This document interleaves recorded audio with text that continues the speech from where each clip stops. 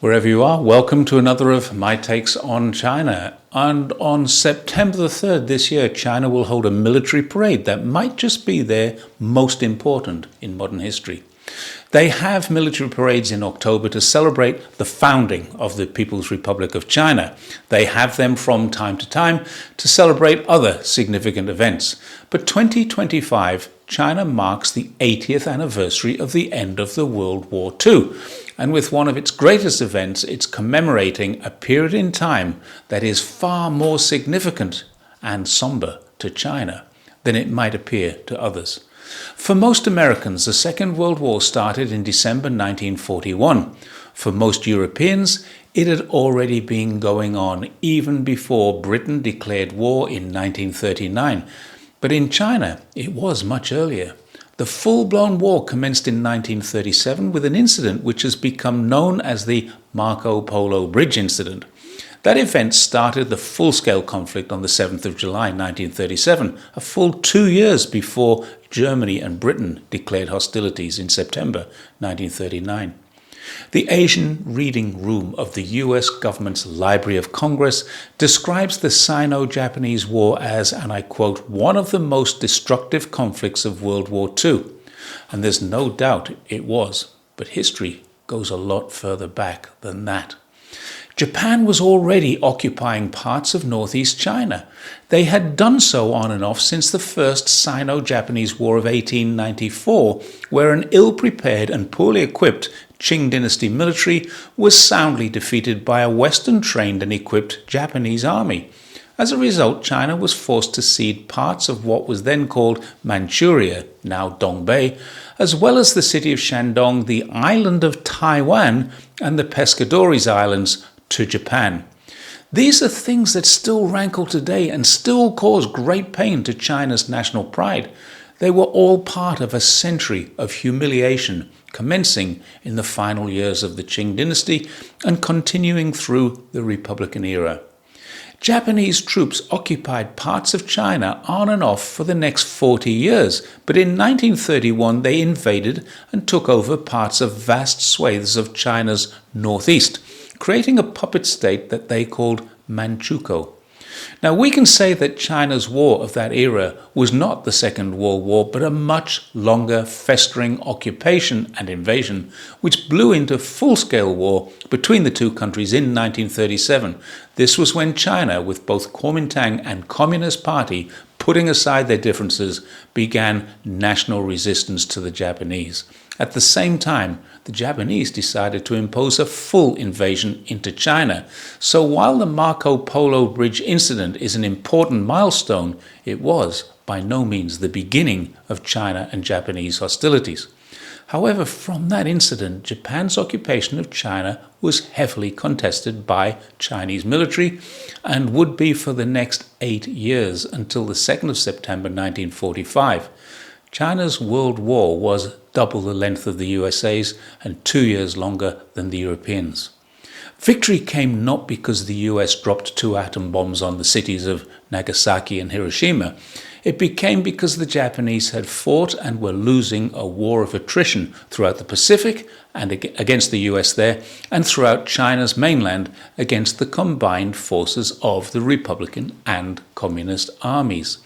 US forces in the Pacific Theater fought a hard war. They lost 104,000 confirmed killed, over 200,000 wounded, and 52,000 missing. It's a heavy toll indeed for 4 years of military conflict, but these numbers pale into insignificance when compared to China's losses. The period known as the Second World War was devastating to China. The losses were estimated by the National World War II Museum in the USA as between 3 to 4 million military personnel, but much worse was the fact that approximately 20 million civilians lost their lives.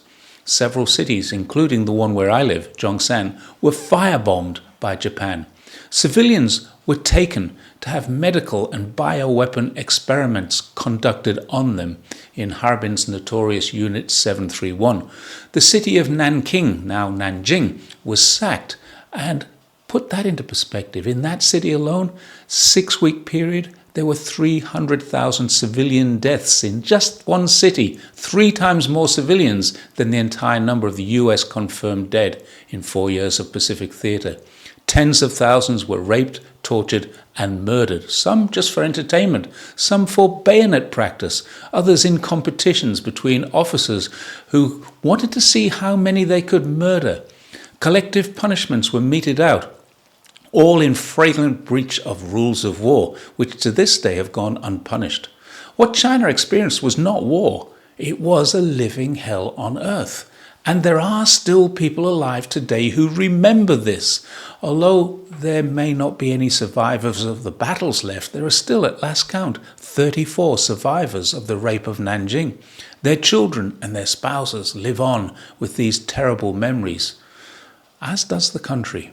So when China says it will hold a massive military parade, this is not a postulating or showing of power. This is about showing strength and resolution. China survived a horror during a terrible time. It lasted twice as long as others, and it was invaded and occupied by a more brutal and perhaps more terrible force than any other country in modern history. September the 3rd will not just be a memorial for the 4 million military members and 20 million civilians who lost their lives in that conflict. It's also a somber reminder of a terrible past and a declaration to the people of China that their government has made a commitment to confirm that this can never happen again. While it's likely that the parade will be remembered as one of the greatest military shows that we've ever seen, because it will display all that China has done in recent years to turn the People's Liberation Army into the greatest defensive force in the world, it's equally as likely that Western pundits and some so-called experts will look on this with fear in their hearts, and headlines depicting China as fearsome and aggressive will be written. Media articles and think tank papers will discuss what China might or what China could do, but they will all disregard what has been done to China. China's military is not like the Japanese force of 80 years ago. It's not like the British of the Opium War period. It's not like the US forces around the globe today. It's not an aggressive expansionist force. It's a defensive force. It's a noble service created from the people of China to defend the people of China. And that is a message Beijing is sending. There will never be another century of humiliation.